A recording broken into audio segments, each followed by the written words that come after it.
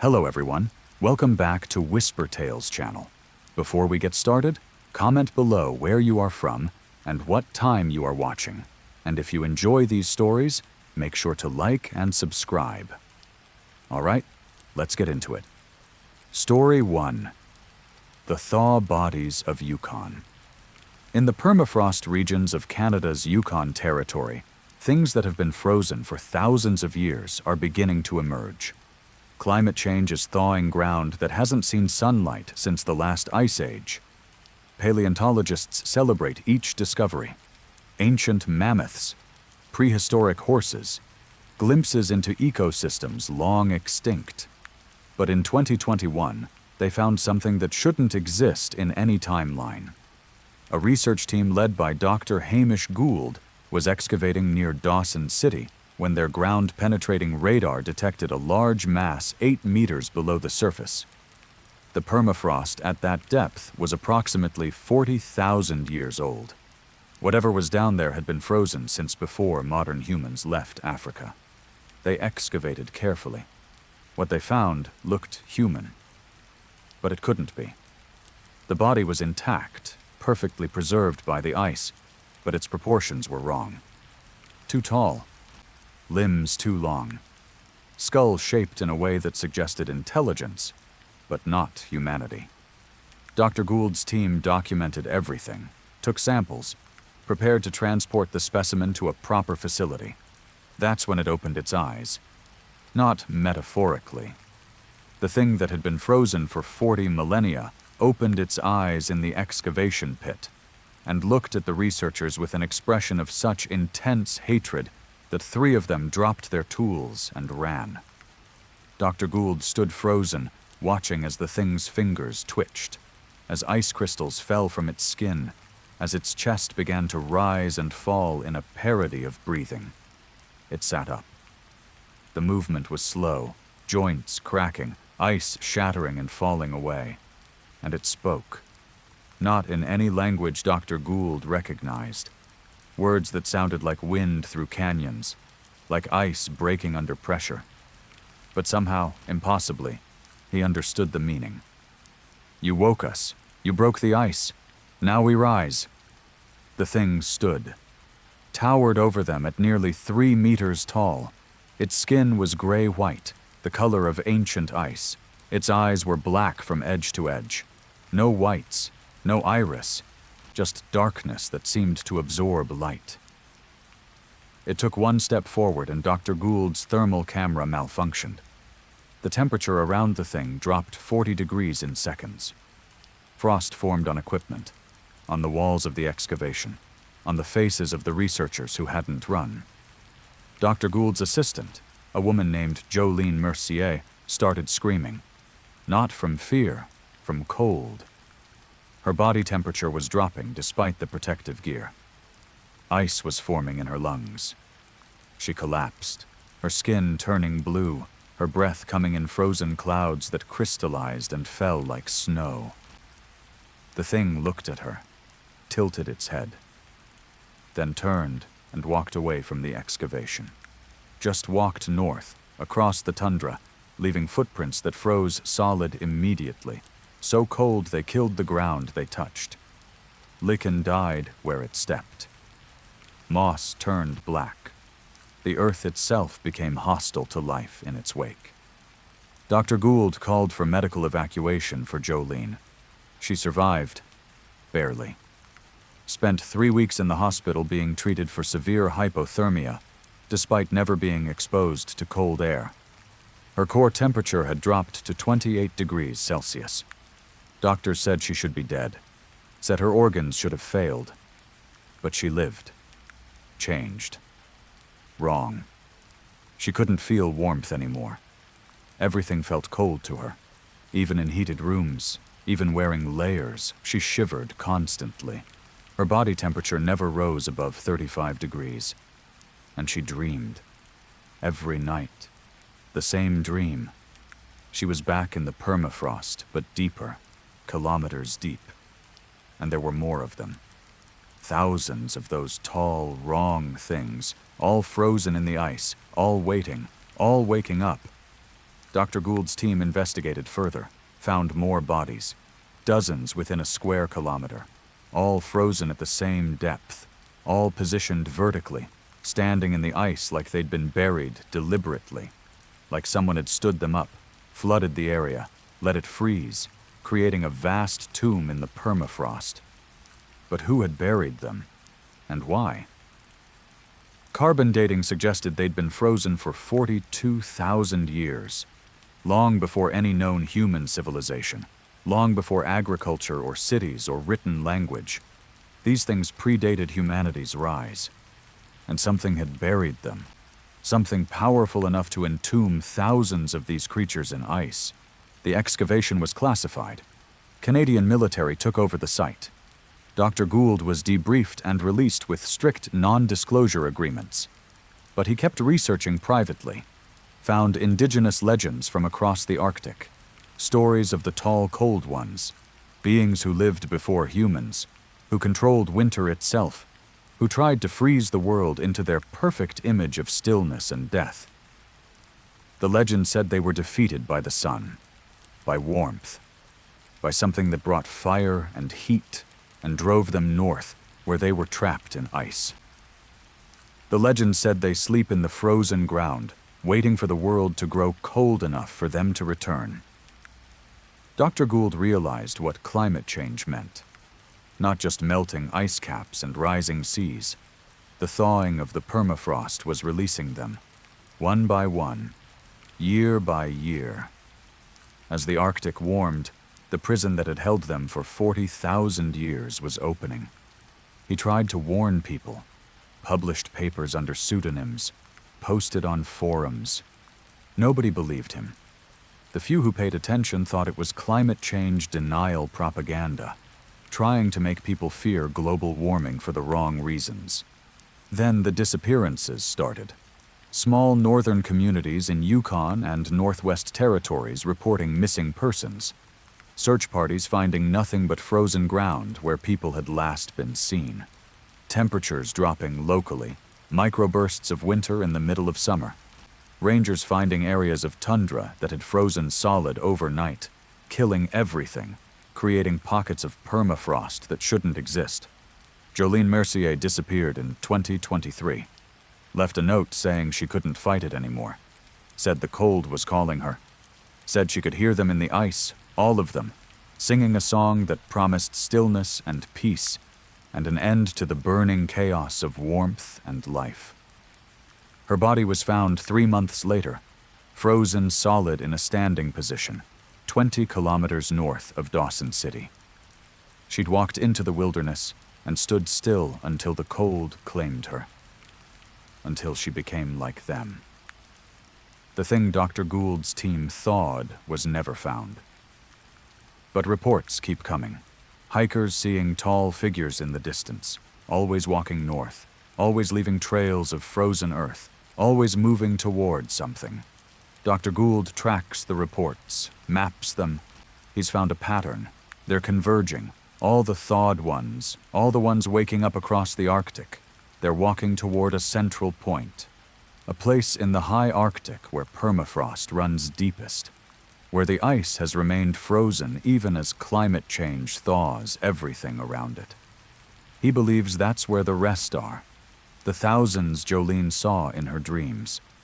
The army of tall cold ones still waiting in the ice, and the ones who've woken are going there to free them, to thaw them from within, using the cold they generate, to rebuild their numbers, to prepare for what comes next. Because the legends are clear about what happens if they all wake, if they all rise. They'll bring the winter back. Not seasonal winter, eternal winter. The ice age they lost to the sun 40,000 years ago.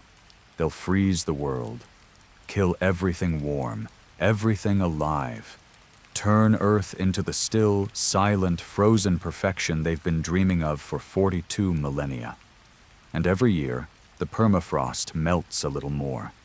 Every year, more of them wake. Every year they walk north, gathering, preparing, waiting for the moment when enough of them are free to begin the freezing again. Dr. Gould is in his 60s now. He knows he won't live to see what happens. but he keeps his research updated, keeps his maps current, leaves everything documented, hoping someone will believe him before it's too late. The Yukon is colder than it should be lately, temperatures dropping in defiance of global warming trends. Scientists are baffled.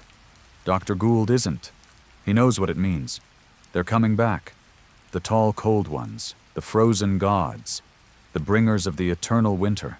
And the Ice Age isn't a natural cycle. It's them. It always was. They sleep and the world warms. They wake and the world freezes. And now, after 40,000 years of sleep, they're waking up angry. Story 2. The Singing Stairs of Old Montreal. In the old quarter of Montreal, beneath the cobblestone streets and historic buildings, there's a network of tunnels that predate the modern city. Some are known, tourist attractions, underground passages used during Prohibition, but others are older, much older. And in one of these forgotten passages, there's a staircase that sings. Not figuratively. The stairs produce music when you descend them. Each step triggers a different note, and together they form a melody that sounds like it was composed by someone who understood music theory, but wasn't quite human.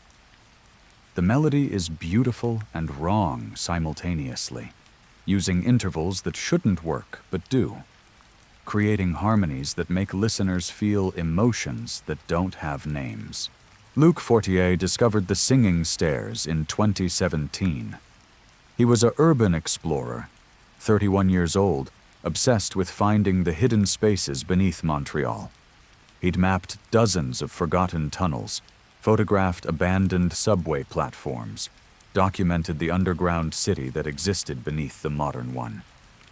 He found the stairs behind a bricked-up wall in a tunnel that had been sealed since the 1920s. The wall was old brick, crumbling, and he broke through it easily. Behind was a passage carved from bedrock, much older than the brick. The passage descended steeply, and at the end was the staircase.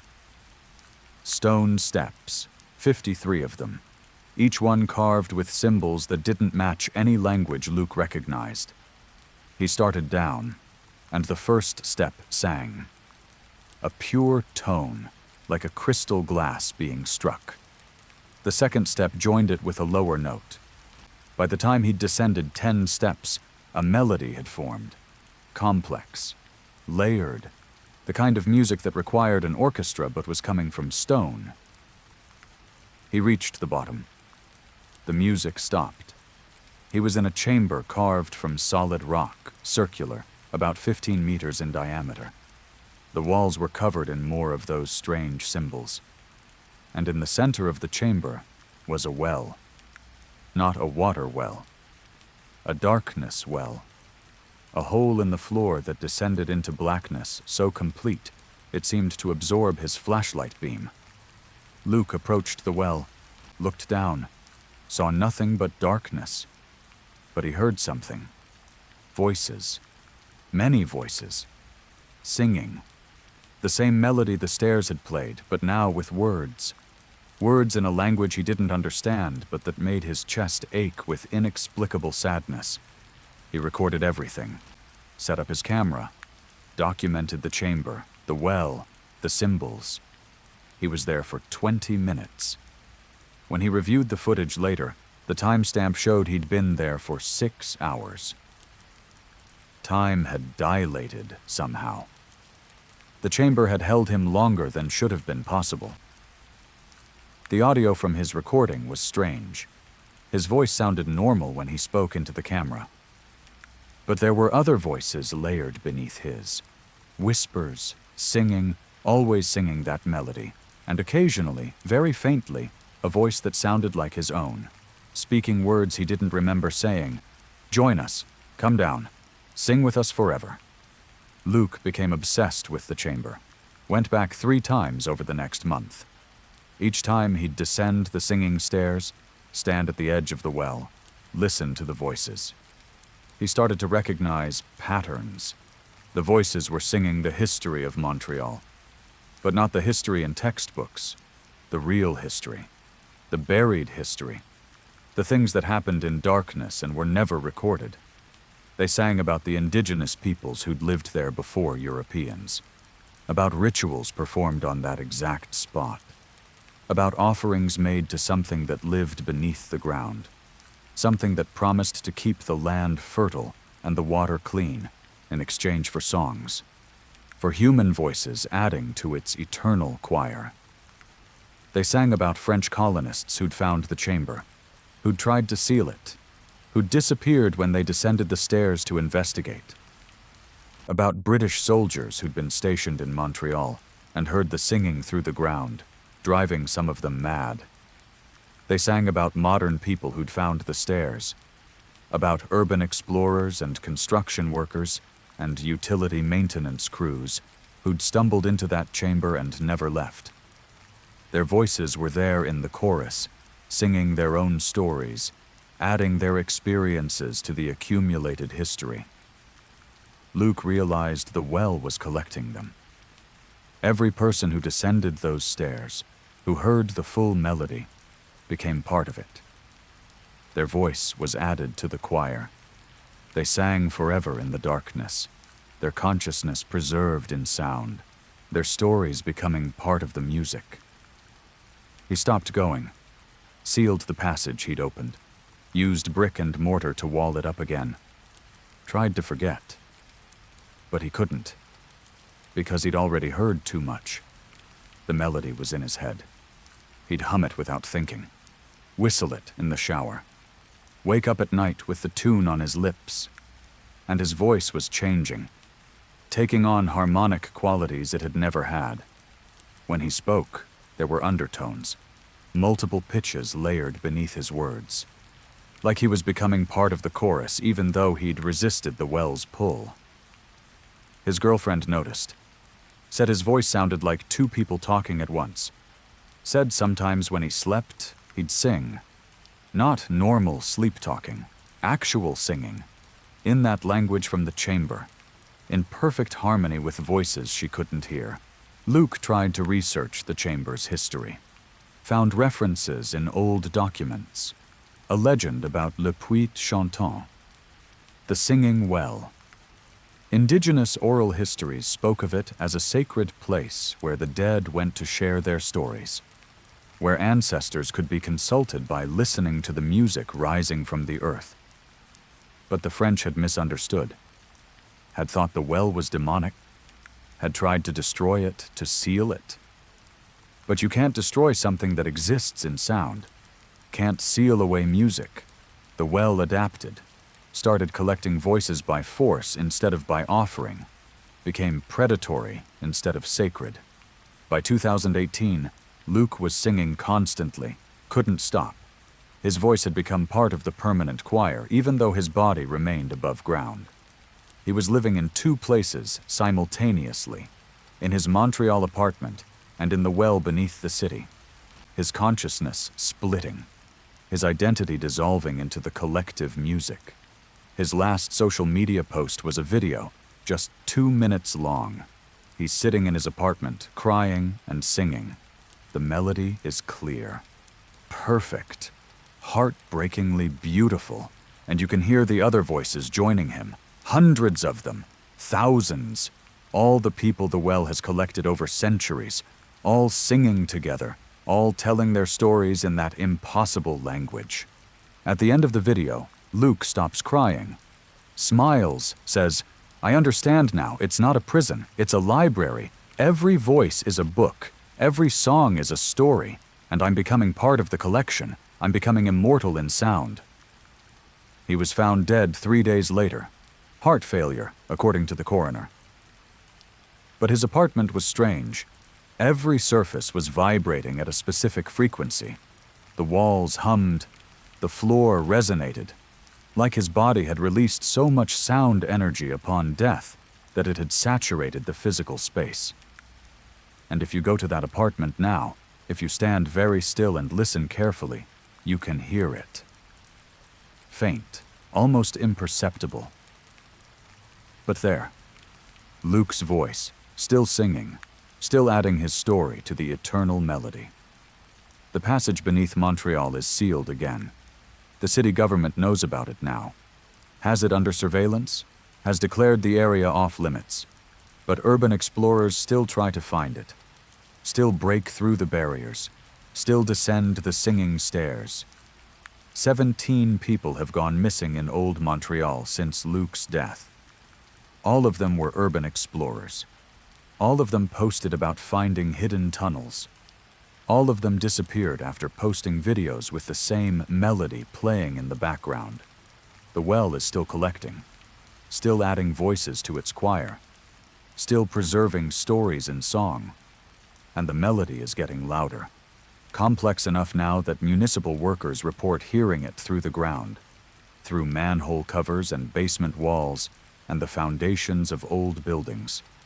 Montreal is built on top of a song that's been playing for thousands of years, a song that never ends because it keeps adding new voices, new stories, new verses to its infinite composition.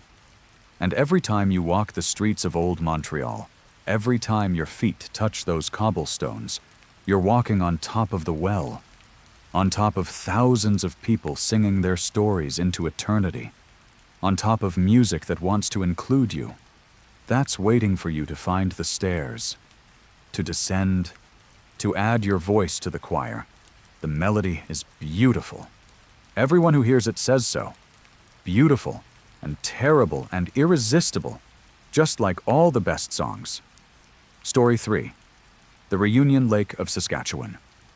There's a lake in central Saskatchewan with no name on official maps. Locals call it Reunion Lake, though they won't tell outsiders why. It looks ordinary. Clear water, sandy beaches, surrounded by farmland. Families used to vacation there in the 1970s and 80s. Then people stopped going. The resorts closed, the beaches emptied.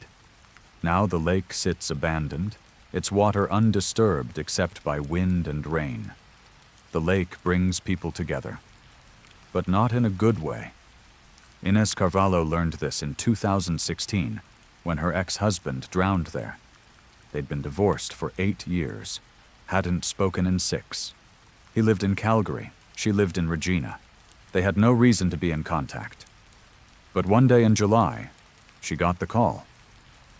Paul had died, drowned in a lake in the middle of Saskatchewan, a lake she'd never heard of. She went to identify the body, asked the RCMP what Paul had been doing there. They didn't know. He'd checked into a motel in the nearest town, driven to the lake alone, walked into the water fully clothed, and kept walking until he went under. Witnesses said he never struggled, never tried to swim, just walked straight out into the lake like he had an appointment to keep. At the morgue, Inez saw something that made her blood freeze. Paul was wearing his wedding ring, the ring she'd returned to him 8 years ago when they divorced. The ring he'd thrown away, she was certain. She'd watched him drop it in a trash can outside the courthouse, but there it was, on his finger, tarnished and worn but unmistakable. The RCMP gave her his belongings, his wallet, his phone, a note they'd found in his car. The note was in Paul's handwriting. It said, "She's calling me back. After all these years, she wants me to come home. I have to go. I have to be with her again, at Reunion Lake, where we promised to be together forever." Inez had never been to Reunion Lake, had never heard Paul mention it. They'd honeymooned in Banff, not some random Saskatchewan lake. The note made no sense. She started investigating, found out Paul wasn't the only one. Over the past 40 years, dozens of people had drowned in Reunion Lake under similar circumstances, always walking into the water deliberately, always wearing items connected to relationships that had ended. Wedding rings, engagement rings, promise rings, always leaving notes about being called back, about reunions, about promises that needed to be kept. Inez drove to the lake, stood on the shore. The water was calm, clear enough to see the bottom near the beach, but farther out it became opaque, dark, like the water changed composition 20 meters from shore. She spoke to locals, found an elderly man named Garrett who'd lived near the lake his entire life. He told her the story. Back in 1959, a young couple had come to the lake. They were in love, planning to marry, but their families disapproved. Different backgrounds, different religions, the usual barriers. They decided to elope, chose Reunion Lake as their meeting point. She would drive from Regina. He would come from Saskatoon. They'd meet at the lake, leave together, start a new life. She arrived first, waited for hours. He never came. His car had broken down. No cell phones in 1959. No way to communicate. She waited all night. By morning, she was frantic. Thought he'd abandoned her. Thought he'd changed his mind. She walked into the lake, drowned herself, deliberately. Left a note saying she'd wait for him there, that even death wouldn't keep them apart. That when he finally came, she'd be there at Reunion Lake, ready to be together forever. He arrived 3 hours after she died. Found her note on the beach. Found her body floating in the water. He screamed, ran into the lake, pulled her out, tried to revive her. Failed. Then he walked back into the water, drowned himself beside her. 2 bodies, 2 suicides, 2 people who thought death was preferable to being apart. Garrett said that was the beginning. Said the lake changed after that. Started calling to people. People who'd lost loves. People who'd ended relationships. People who'd broken promises. The lake would send them dreams. Show them their lost partners waiting in the water. Promise them reunion, eternal togetherness. All they had to do was come to the lake, walk into the water, join the others beneath the surface. Inez thought it was superstition. Tragedy turned into mythology by small-town gossip. But then she started having the dreams. Paul appeared to her at night, soaking wet, covered in lake water. He'd smile, say he was sorry for everything, say he missed her, say he was waiting for her at Reunion Lake, say they could be together again, the way they were supposed to be. She ignored the dreams, told herself it was grief, guilt about the divorce, normal psychological processing. But the dreams intensified. Every night, Paul standing in her bedroom, water dripping from his clothes, his hand extended, his voice pleading. Come to the lake, Inez. I'm waiting. We can fix everything. We can be together forever. She went back to the lake, hired a diving team to survey the bottom. What they found confirmed Garrett's story and made it infinitely worse. The lake bottom was covered with bodies, dozens of them, maybe 100, all preserved somehow. The water pressure, the temperature, some chemical composition unique to that lake. Something was keeping them intact. They hadn't decomposed. They sat on the bottom, positioned in pairs, couples holding hands, partners embracing, all of them wearing wedding rings, engagement rings, promise rings. They were arranged in circles, concentric circles radiating out from the center of the lake. The oldest couples in the middle, the newest on the outer edges. All of them preserved, all of them together, all of them keeping whatever promises they'd made to each other, even in death. The divers refused to go back down. Said the bodies weren't quite right. Said they moved. Not floating. Moving deliberately. Turning their heads to watch the divers. Opening their mouths like they were trying to speak. One diver said he saw Paul down there. Could identify him from the photos Inez had shown. Paul was already sitting on the bottom, positioned in a space clearly meant for 2. One hand extended toward the empty space beside him, waiting for Inez to fill it. Inez contacted the authorities, demanded the lake be drained, bodies recovered, families notified, the government investigated, sent their own dive team. But when the official divers went down, they found nothing. Empty lake bottom. No bodies, no evidence of anything unusual, just sand and weeds and normal lake sediment. The government closed the case, declared Inez's dive team had been mistaken. Perhaps seen debris and misidentified it in poor visibility. The lake was deemed safe, no action necessary. But Inez knew what was there, and the dreams continued. Paul, every night, more insistent, more desperate, sometimes angry now, demanding she honor their marriage vows, demanding she join him. They'd promised until death do us part. Well, death had parted them, but now death wanted to bring them together again. She moved to Ontario, tried to escape, but geography doesn't matter to Reunion Lake. The dreams followed. Paul appeared regardless of how far she traveled, always wet, always waiting, always calling her back to Saskatchewan, back to the lake, back to the reunion he was promised. In 2019, Inez returned to the lake one final time, not to join Paul, to confront him. She stood on the beach and screamed at the water, told Paul she didn't love him, told him their marriage was over, told him she would never join him. The water rippled, then went completely still, unnaturally still, like glass. And in that perfect reflection, Inez saw them, all the couples beneath the surface, all the reunited lovers, all the promises being kept in death. They were looking up at her. Hundreds of faces just below the surface, watching, waiting, patient. Paul was among them. But he wasn't alone anymore. There was someone beside him now, someone who looked exactly like Inez. Same face, same hair, same body. A perfect copy, sitting on the lake bottom, holding Paul's hand, smiling up at the real Inez with an expression of perfect contentment. The lake had created a replacement, a substitute Inez to fulfill Paul's need for reunion. The real Inez was no longer necessary.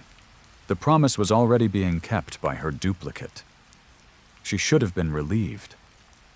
She wasn't, because the duplicate looked happy, looked like she belonged there, looked like being dead at the bottom of a Saskatchewan lake with an ex-husband was somehow the right place to be. Inez left, hasn't returned. But the dreams changed. Now she doesn't see Paul. She sees herself, her duplicate, rising from the water, walking onto the beach, going to live Inez's life while the real Inez is still alive. And Inez wonders sometimes, late at night, which one of them is real. Is she the original?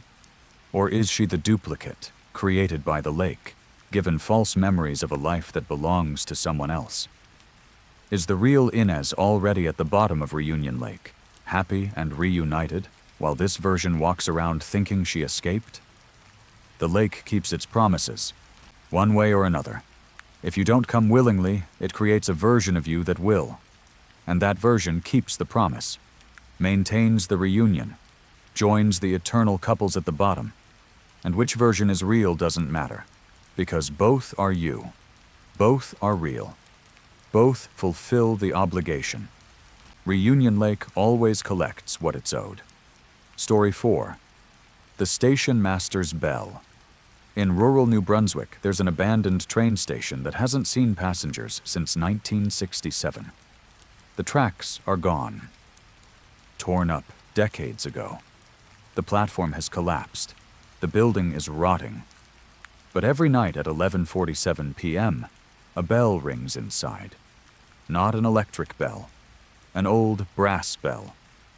The kind station masters used to ring to announce arrivals and departures. 3 clear chimes. Perfect pitch. The sound carries across the empty fields surrounding the station, reaching farmhouses a kilometer away. The locals ignore it. They've been hearing it for 57 years. 3 chimes every night. Same time, never varying. The station master's bell, calling for a train that will never come. Or so they thought. In 2022, a train enthusiast named Piotr Kowalczyk came to document the station.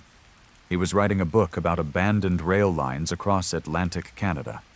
The station was a perfect subject. Historic, photogenic, full of stories about the golden age of rail travel. He arrived at 3 p.m. on a September afternoon. The building was in worse shape than he'd expected. Walls collapsing, roof missing sections. Wildlife had made homes in the waiting room, but the structure was still standing, still recognizable as a station. He photographed everything: the ticket window, the freight room, the station master's office. That's where he found the bell, mounted on the wall. Brass, tarnished green with age. The rope that would have rung it was rotted away. No mechanism for it to ring on its own. Yet locals insisted it rang every night. Piotr decided to stay and witness it. Set up camp in the station, arranged his sleeping bag in the old waiting room, prepared to document the bell if it rang, to prove or disprove the local legend. At 11:47 p.m., the bell rang. 3 perfect chimes. Piotr grabbed his flashlight, ran to the station master's office. The bell was motionless, no vibration, no swaying, like it had never moved. But he'd heard it, clear as anything. 3 chimes. Loud. Close. Unmistakable. He checked his recording equipment. The audio was there. 3 chimes captured on his digital recorder. But the video showed nothing. The bell remained still in every frame. Then he heard it again. Not the bell this time. Something else. The sound of a train. Distant, getting closer. The rumble of wheels on tracks. The hiss of steam brakes. The whistle announcing arrival. Piotr went to the platform, or what remained of it.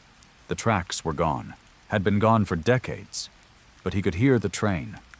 Loud, present, arriving. And then he saw it.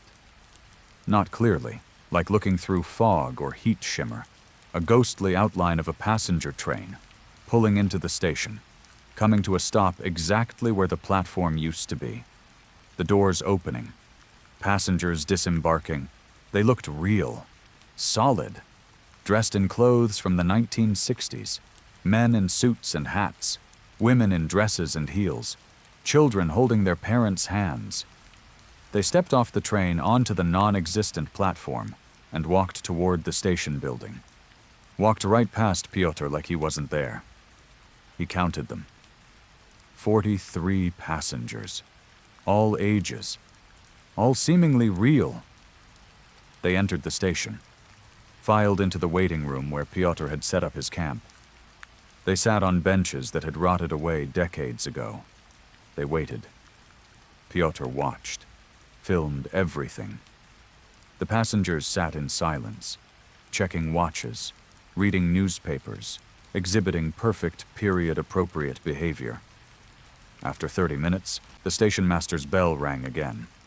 3 chimes. The passengers stood, filed back out to the platform, reboarded the train that wasn't quite there. The train pulled away. The sound faded. Silence returned. Piotr reviewed his footage. The video showed nothing but the empty station. But the audio captured everything. The train, the passengers, footsteps and voices.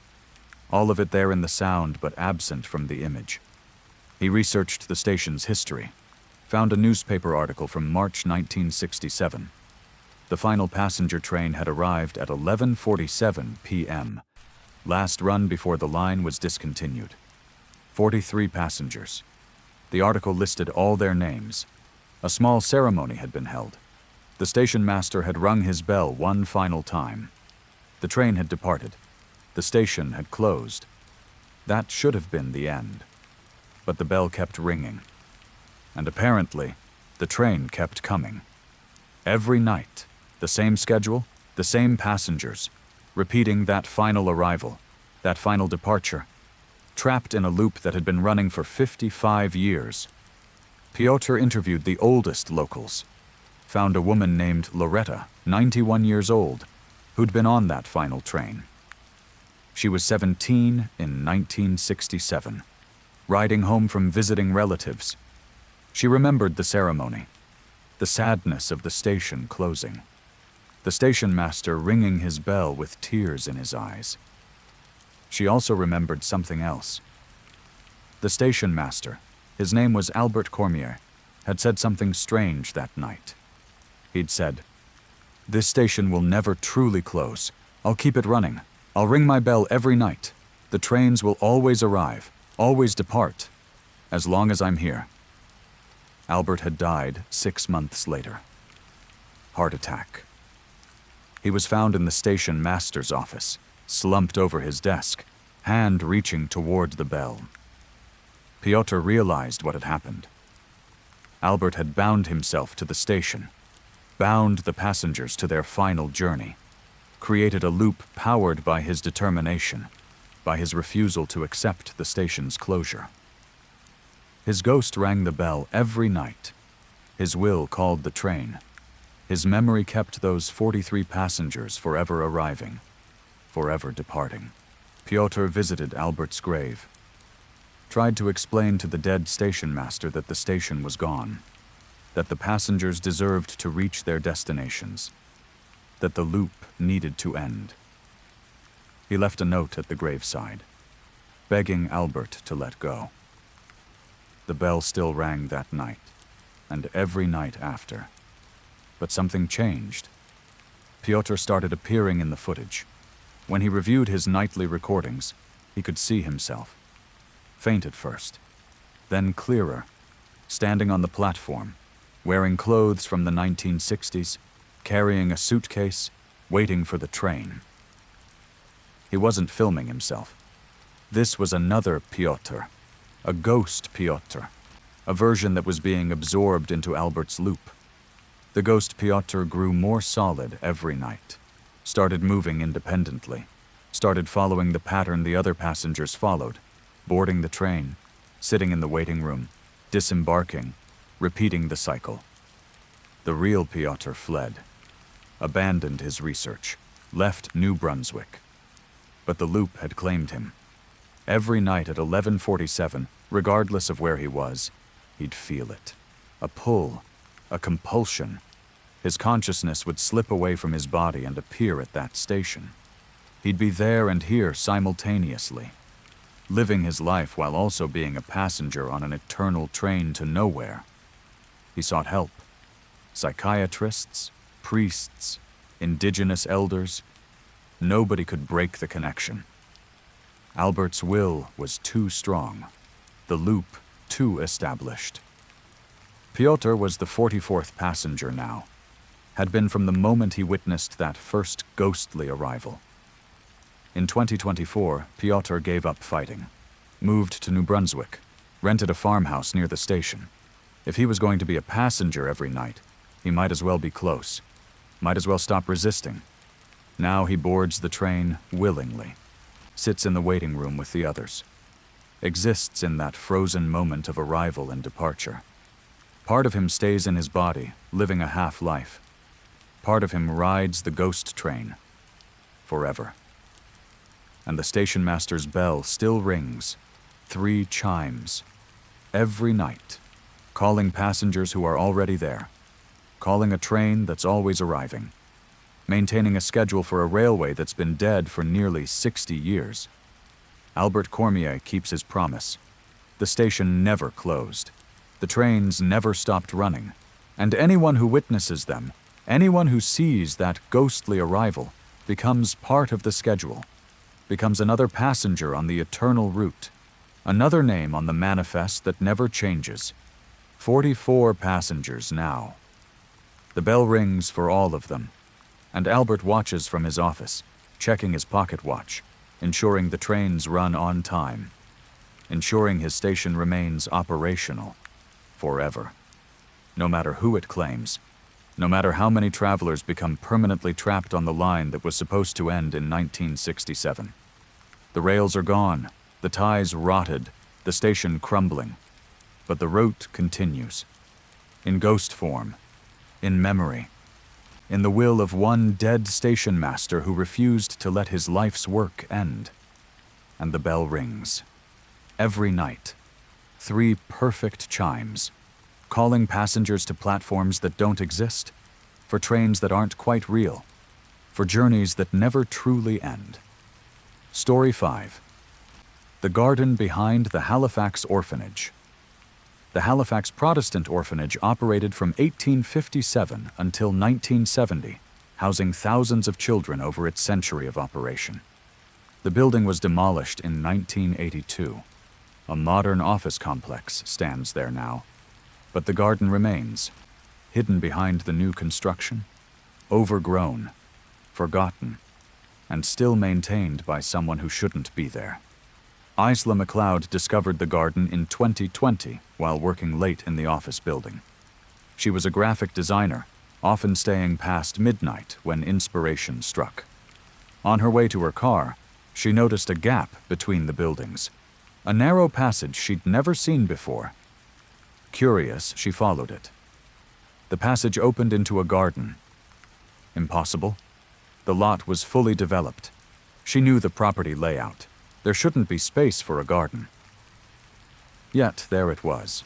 Roses blooming despite it being November. Vegetables growing in neat rows.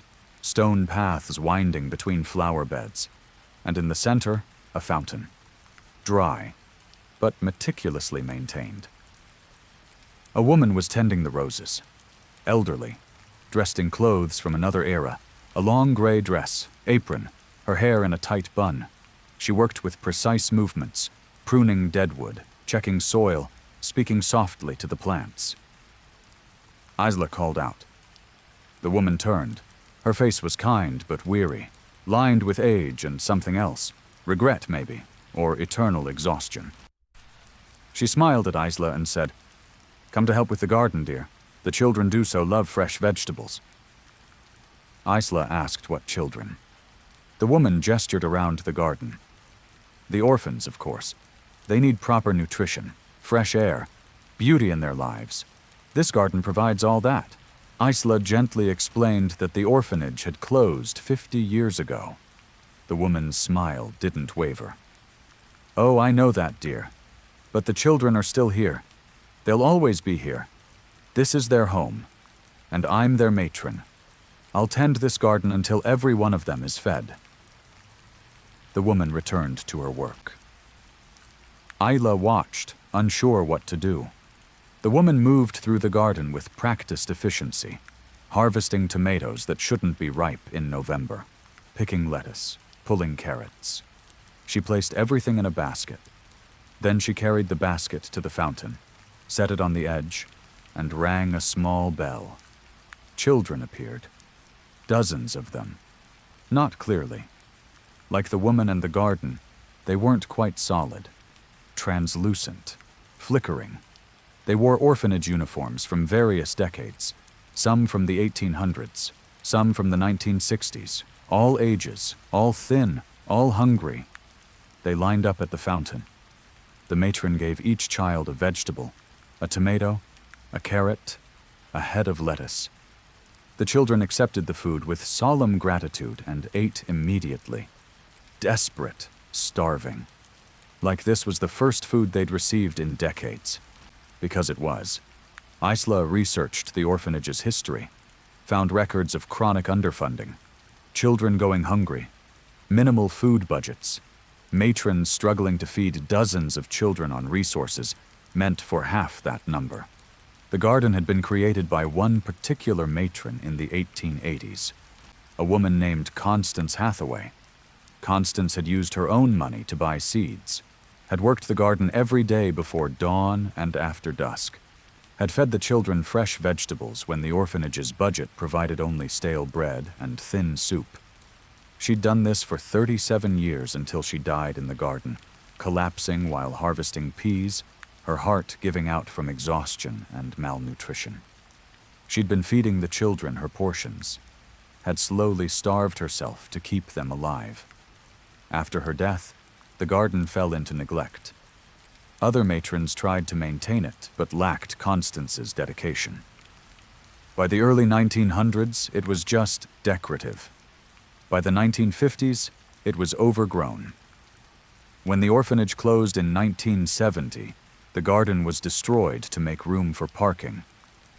But Constance had never left, had never stopped tending, had never stopped feeding her children. Even in death, even as a ghost, she maintained the garden. Grew impossible vegetables in impossible seasons.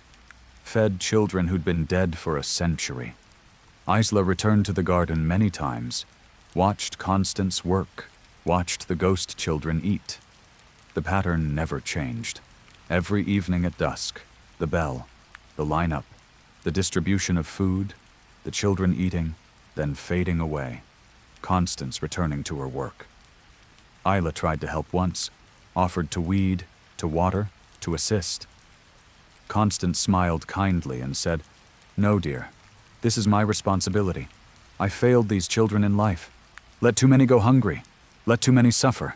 In death, I can finally feed them all properly. I can finally be the matron they deserved." Isla asked how many children. Constance gestured at the garden. "All of them. Every child who was ever hungry here. Every child who went to bed with an empty stomach. Every child who suffered under my care. They're all here now. All waiting to be fed. And I'll feed them. Forever if necessary." The garden's population was growing. Isla noticed it over weeks. More children appearing, older ones, children from the 1960s, from the orphanage's final years. They were joining the eternal lineup, waiting for Constance to feed them with ghost vegetables grown in ghost soil. Because hunger doesn't end with death. Not for children who knew starvation. They carry it, that ache, that emptiness. It follows them into whatever comes after. And Constance had taken it as her burden, had made it her eternal purpose to fill those empty stomachs, to provide for all the children her orphanage had failed. Isla asked if Constance could ever rest, could ever stop. The matron looked at her with tired eyes and said, "When every child has been fed, when every hungry stomach has been filled, when I've made amends for every failure, then perhaps. But that day hasn't come yet." How could it? The orphanage had operated for over a century. Thousands of children had passed through. How many had gone hungry? How many had suffered? Constance was trying to feed them all. One meal at a time, every evening, for eternity. The garden can't be photographed. Isla tried. The images show only the modern office building, the narrow passage, empty space where the garden should be. But the garden is there, existing in overlap. A piece of the past that won't release its hold on the present. Isla still visits, sits on a stone bench, watches Constance work, watches the children eat. There's something beautiful about it. Tragic, yes, but beautiful. A dedication that transcends death. A love so strong it creates gardens in voids, feeds ghosts with phantom vegetables, maintains responsibility across the boundary between life and death. Constance never tires, never complains, just works. Gardens, rings her bell, feeds her children, the same children she couldn't adequately feed in life, the same children whose hunger became her damnation and her purpose. The Halifax Protestant orphanage is gone, but its garden remains, hidden, growing, maintained by a matron who refused to rest, who carries the weight of every hungry child who ever called that place home, who will tend roses and harvest tomatoes until every debt is paid, every stomach filled, every child finally satisfied. It's impossible, of course. The children will always be hungry. Ghosts can't truly be fed. But Constance tries. Every evening, every dusk.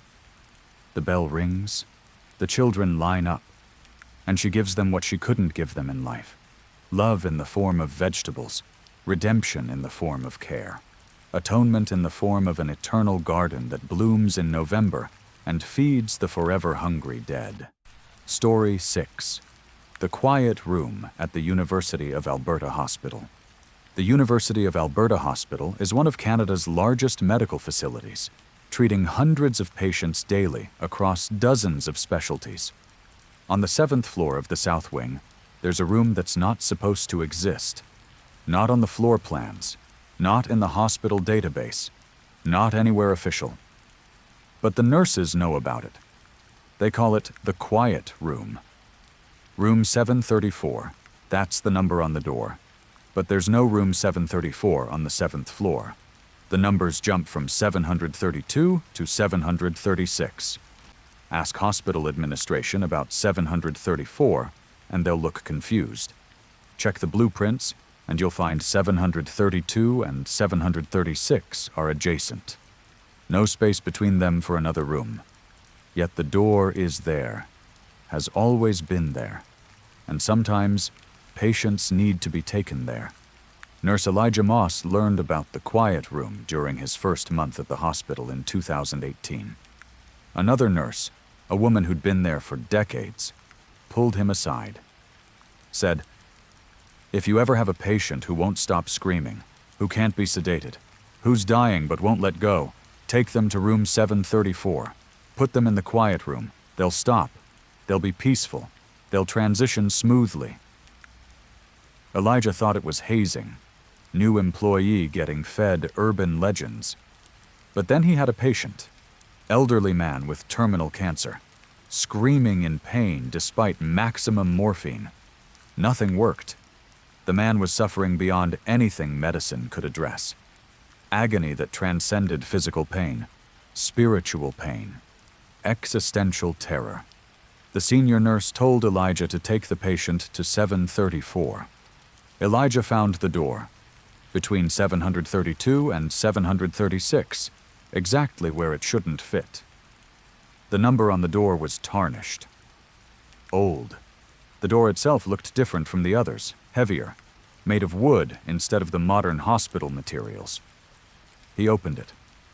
Inside was a hospital room, standard setup, bed, chair, window. But the window showed the wrong view.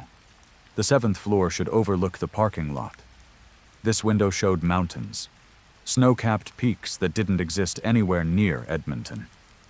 Elijah wheeled his patient inside. The moment they crossed the threshold, the screaming stopped. The man's face relaxed. His breathing slowed. He looked at Elijah with clear eyes and said, "Thank you. I can rest now." The man died 7 minutes later, peacefully, smiling, like he'd seen something in that room that made death acceptable, made it welcome. Elijah reported the death, went to retrieve the body. But when he opened the door to 734, the room was empty. The bed was there, made neatly, but no body, no patient, no equipment. Just an empty room with that impossible window showing impossible mountains. He checked the morgue. No body had been delivered. He checked the patient logs. The man's death was recorded, but the location was listed as room 732, not 734. It was like the quiet room had absorbed the man, taken him somewhere else, somewhere between the hospital and whatever comes after. Elijah used the quiet room 6 more times over the next year, always for patients who couldn't die peacefully, always with the same result. The patient would calm, would pass, would disappear. The room would be empty when he returned. He asked other nurses about it. Most wouldn't discuss it. A few admitted they used it too. Said it had been part of the hospital since the building opened in 1926. Said every hospital had a room like this if you knew where to look. A transitional space. A place where the boundary between life and death was thinner. Where suffering could end more easily. But the room demanded something in return. A price for its service. Elijah noticed it after his 10th use of the room. He was seeing the patients, the ones he'd taken to 734. They'd appear in the halls, in elevators, in other patient rooms. Always peaceful, always smiling, but wrong. Translucent, not quite present. They were stuck, trapped between the quiet room and wherever they were supposed to go. The room had taken them but hadn't released them, had held them in that transitional space. And now they wandered the hospital. Ghost patients, forever calm, forever quiet, forever nowhere. Elijah stopped using the room, told himself he'd find other ways to help suffering patients. But the hospital was busy. The patients kept coming, and some of them screamed in ways that broke your heart, screamed in ways that made you wish you could do anything to help them. So he'd take them to 734. Just one more time. Just this patient, just to ease this specific suffering. And the room would calm them, would take them, would add them to its collection of peaceful ghosts. By 2021, Elijah had sent 47 patients to the quiet room.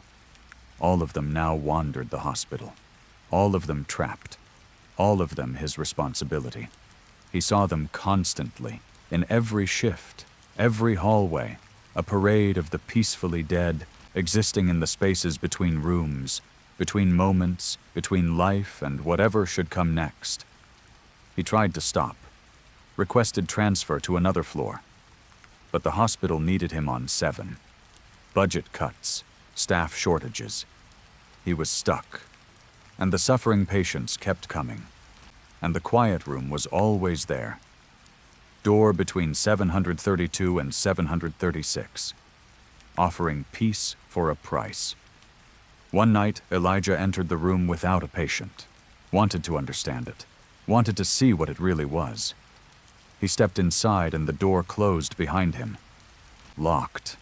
He tried to open it. Couldn't. The handle wouldn't turn. The room changed, grew larger. The single bed multiplied. Dozens of beds. Hundreds. All of them occupied. All the patients he'd brought there. All of them sleeping peacefully. All of them waiting. A figure appeared. Not quite human. Not quite ghost. Something that maintained the room. The caretaker of this transitional space. It looked at Elijah with eyes that held infinite patience and said, "You've sent so many here, given us so many souls to care for. We're grateful. But the room is becoming crowded. We need to release some, send them onward. To do that, we need an anchor, someone to stay, someone to take responsibility, someone to become the new caretaker." Elijah understood. The room needed him to stay, to become part of its function, to maintain the boundary, to care for the trapped souls until they could be released, forever. He refused, ran for the door. It opened easily now. He burst into the hallway, back to the normal hospital, back to life. The room had let him go, this time. But he knew it would call him back eventually. Knew he owed it too much, had used it too many times, had sent too many souls into its care. Elijah still works at the University of Alberta Hospital, still on the 7th floor. But he never uses room 734 anymore. No matter how much a patient suffers, no matter how much they scream, he can't. Because using it again means staying, means becoming the caretaker, means existing forever in that impossible room between the spaces, tending to the peacefully dead until someone else makes the same mistake he did. The other nurses still use it. Elijah sees them, wheeling patients to the door that shouldn't exist, seeking the easy end for suffering that medicine can't address. He wants to warn them, wants to tell them about the price, but they wouldn't listen.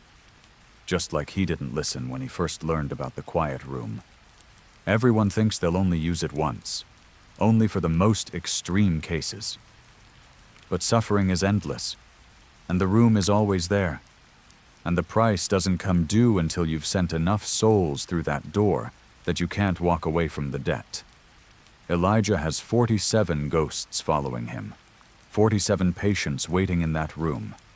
47 reasons the room will eventually call him back, eventually claim him, eventually make him the anchor it needs. And when that day comes, when he steps through that door one final time, someone else will take his place on the 7th floor. Someone else will discover room 734. Someone else will use it to ease suffering. And someone else will owe the debt that never stops growing. The quiet room is patient. It has existed since 1926. It will exist forever. And it always collects what it's owed.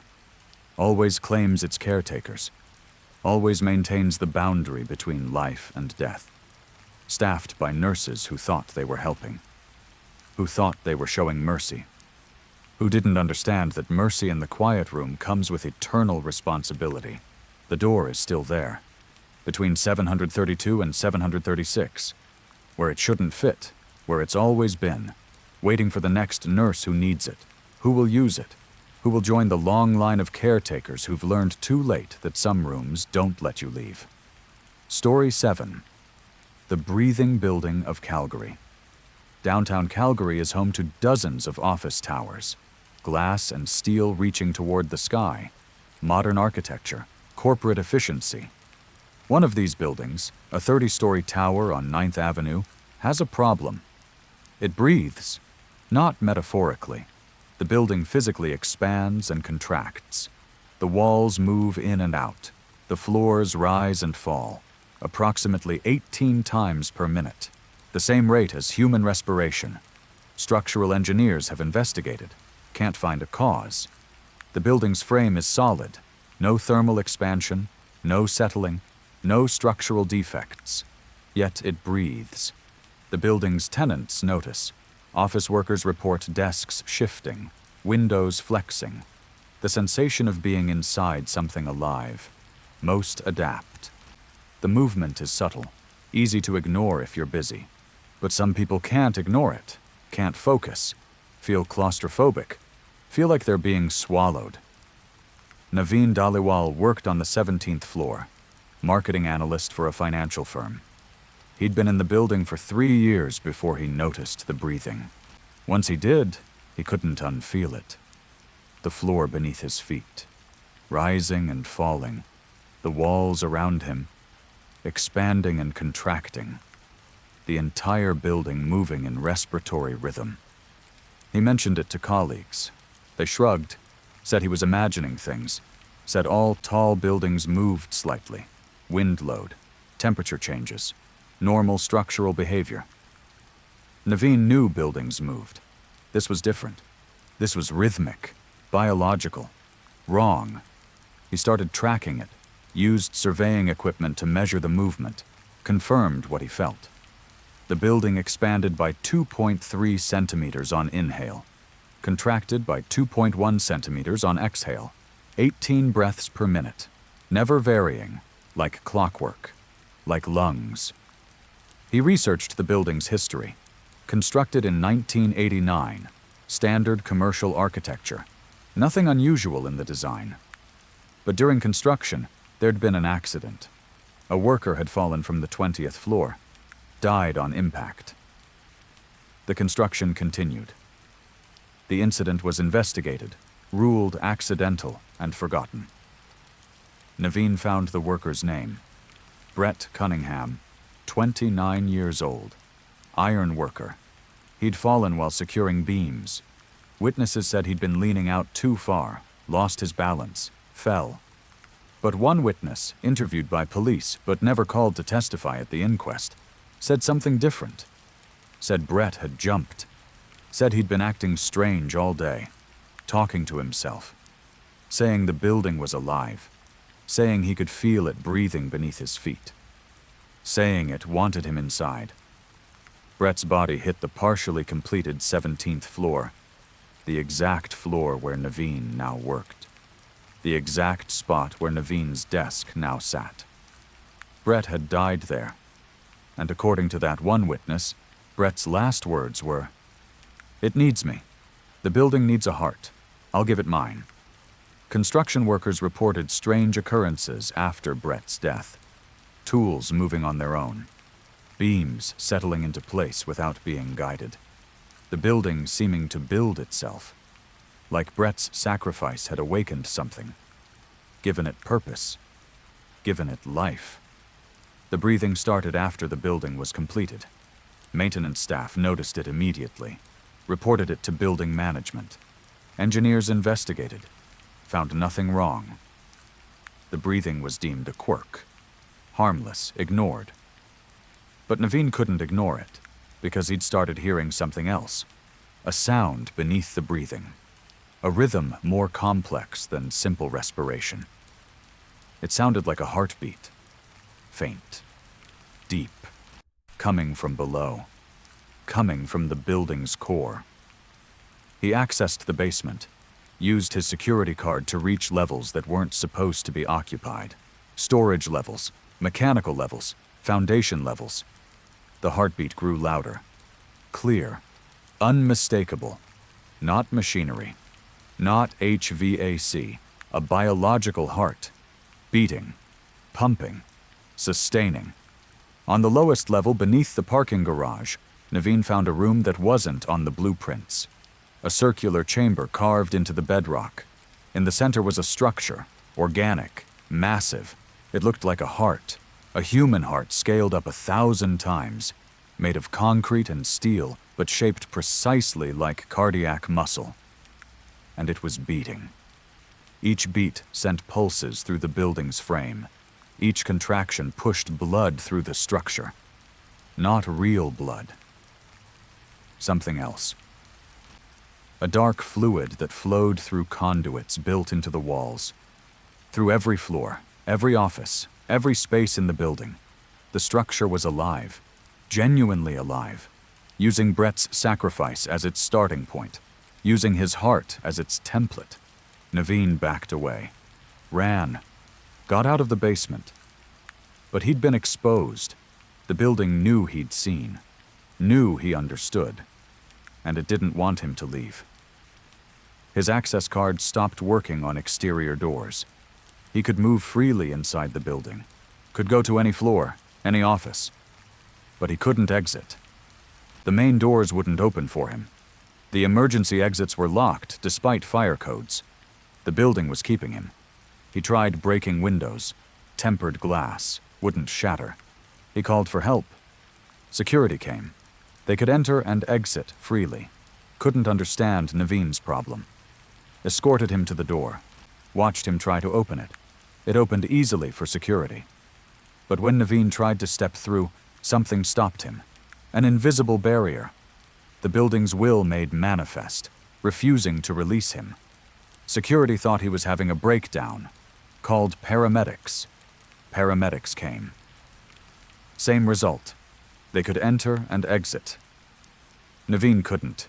He was trapped, bound to the building. The building had claimed him, was keeping him like antibodies keeping blood cells, like a body retaining necessary components. Naveen has been in the building for 3 years now, lives there, sleeps in empty offices, eats food delivered by colleagues who think he's eccentric but harmless. He's mapped every floor, every room, documented the building's physiology, because that's what it is. Physiology. The building is a body, a vast organism, and he's inside it. He's found others, people who couldn't leave, homeless individuals who'd sought shelter and been absorbed, security guards who'd worked too many overnight shifts and become part of the building's immune system. They patrol the corridors, maintain the spaces, serve the building's needs without understanding what they're doing. And Brett's heart keeps beating in the basement, keeps pumping that dark fluid through the structure's veins, keeps the building alive, keeps it growing. Naveen has noticed expansion, new rooms appearing, hallways extending.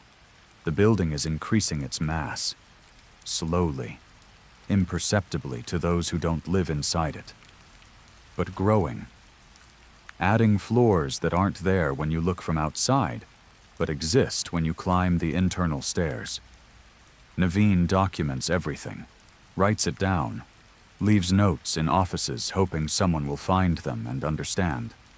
But the building absorbs the notes, dissolves them, protects its secret. Nobody outside knows it's alive. Nobody realizes they work inside a living organism, that their desks rest on something's ribs, that their windows are its pores, that every elevator ride is a journey through a digestive tract. The building tolerates its tenants, needs them even. Their activity keeps it stimulated. Their presence justifies its existence. But it claims some, makes them permanent, makes them part of its physiology. Brett was the heart. Naveen is becoming something else. The building's consciousness, maybe. Its awareness. The part that understands what it is. And the building keeps breathing, 18 times per minute, every hour, every day. A 30-story organism in downtown Calgary, living, growing, maintaining itself, fed by the life within it, sustained by the sacrifice of those it claims. Naveen wonders sometimes if other buildings are alive, if Calgary's entire skyline is breathing, if every major city has structures that crossed the line from architecture to biology, if humanity has been building organisms without realizing it, pouring enough blood and sweat and tears into construction that the structures absorbed it, became it, came alive. He'll never know. He'll never leave to find out. The building won't let him. He belongs to it now, is part of its tissue, part of its function, and as it grows, as it adds more floors, more rooms, more space, it'll claim more people, more components for its expanding physiology. Brett gave his heart. Naveen gave his freedom. The building keeps both. Forever. Beating and breathing and growing in the center of a city that doesn't know it's harboring something alive. Something that views humans not as tenants, but as cells. As necessary biological components for an organism that shouldn't exist but does. And every day, thousands of people enter the breathing building. Work there. Leave. Never noticing the slow expansion and contraction. Never feeling the heartbeat in the basement. Never understanding that they're not in a building. They're in a body. And some bodies never let you go. Story 8. The Echo House of Prince Edward Island. On Prince Edward Island, near the North Shore, there's a house that shouldn't echo. It's too small, too well furnished. Carpeted floors, curtained windows, all the elements that absorb sound. Yet everything echoes. Footsteps, voices. The slightest whisper bounces back. Not immediately. Later. Sometimes hours later. Sometimes days. The house repeats what it hears. But not accurately. The echoes come back changed. Words rearranged. Sentences altered. Like the house is listening, processing, and responding with variations on what was said. Remy Arsenault bought the house in 2015. A summer cottage. Cheap. The previous owner had practically given it away. Remy thought he'd gotten a bargain. Charming Victorian house, ocean views, perfect for vacation rentals. The echoes started immediately. He'd walk across the living room and hear his footsteps repeated 10 minutes later. He'd talk on the phone and hear his half of the conversation replayed while he was cooking dinner. At first he thought it was amusing, a quirky acoustic phenomenon. He'd explain it to rental guests as a feature. The house talks back, he'd say. It remembers what you say. But the echoes weren't just repetition. They were wrong. If Remy said, "I'll be there at 6," the echo hours later would say, "I'll be gone by 6." Small changes, single words, but significant alterations in meaning. Guests started complaining. They'd hear conversations they never had, arguments they'd never engaged in. The house was creating variations on their speech, putting words in their mouths, making them sound angry, sad, afraid when they'd been calm and happy. One couple left in the middle of the night, said they'd heard themselves fighting, screaming at each other, saying terrible things. But they'd never fought. Had spent the evening peacefully reading. The echoes had invented an argument, had created conflict from silence. Remy stopped renting the house. Tried to understand the phenomenon himself. He recorded everything, documented every echo, found the pattern. The house wasn't just repeating. It was predicting. The altered echoes represented future conversations, things he would say, arguments he would have, words he hadn't spoken yet but would speak eventually. He tested it, said, "I'm happy here." The echo came back hours later. "I'm afraid here."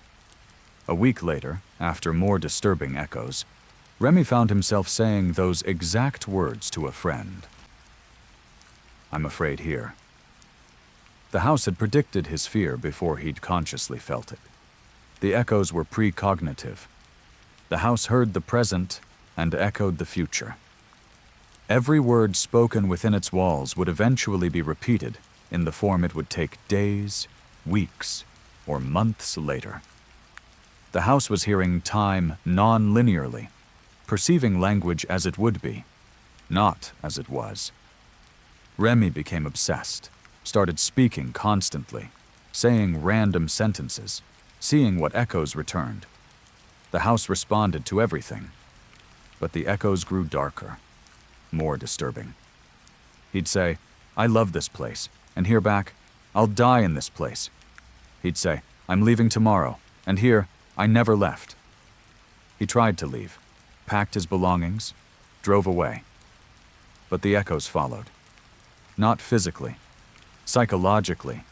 He'd hear them in his new apartment, his own voice, speaking words he hadn't said yet, saying things he didn't want to say.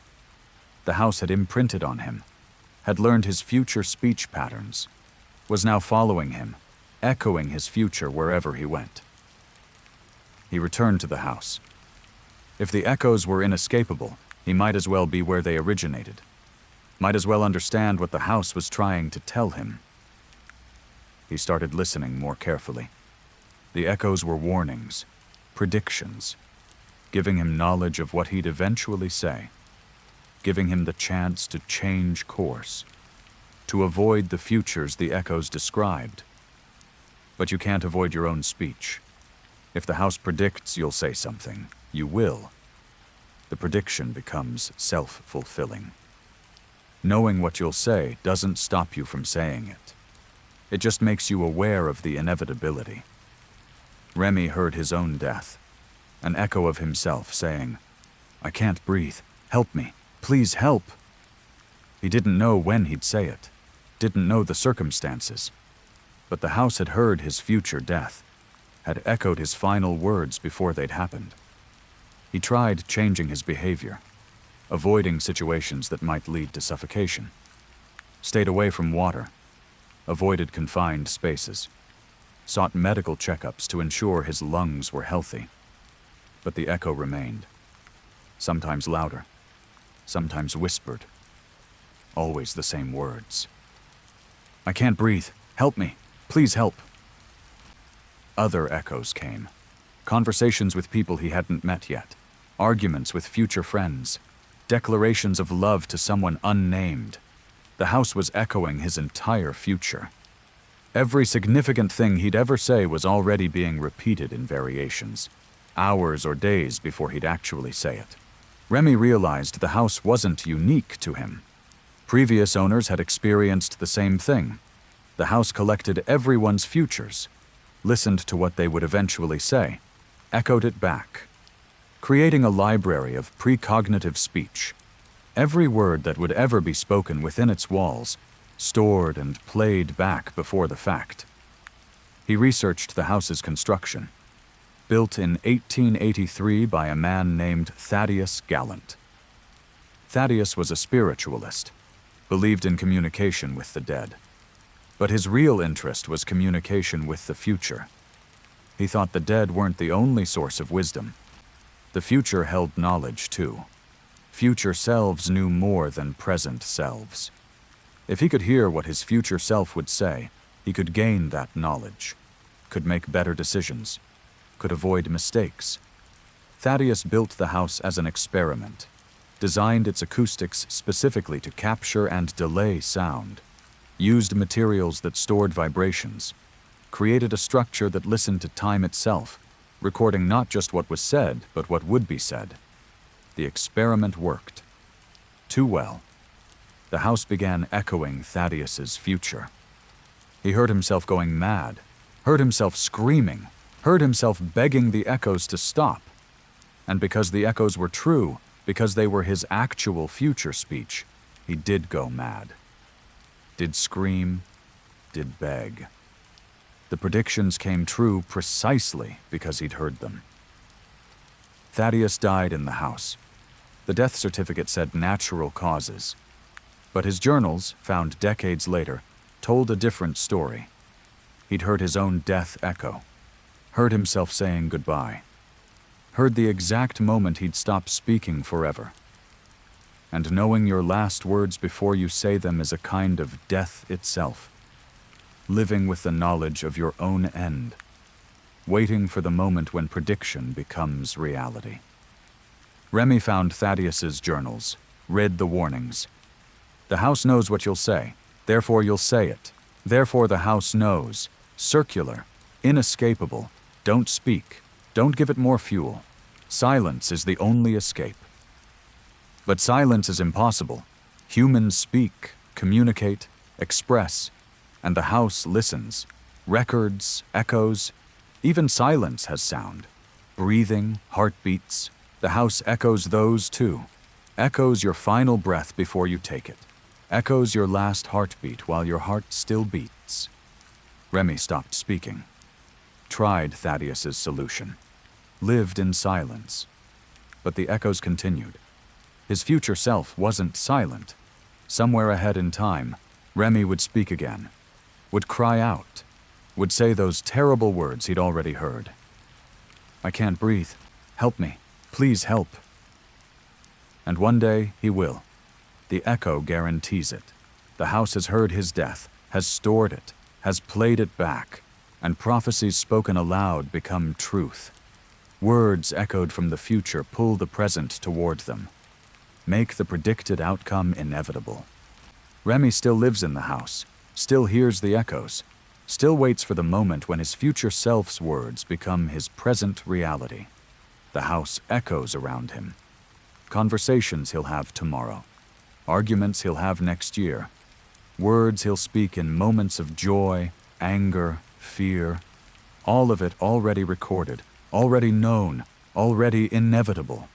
The Echo House stands on Prince Edward Island's north shore, empty to most observers, but full of sound to those who listen, full of futures being spoken before they happen, full of words waiting to be said, full of prophecies that guarantee their own fulfillment. And if you stand outside on a quiet night, you can hear it.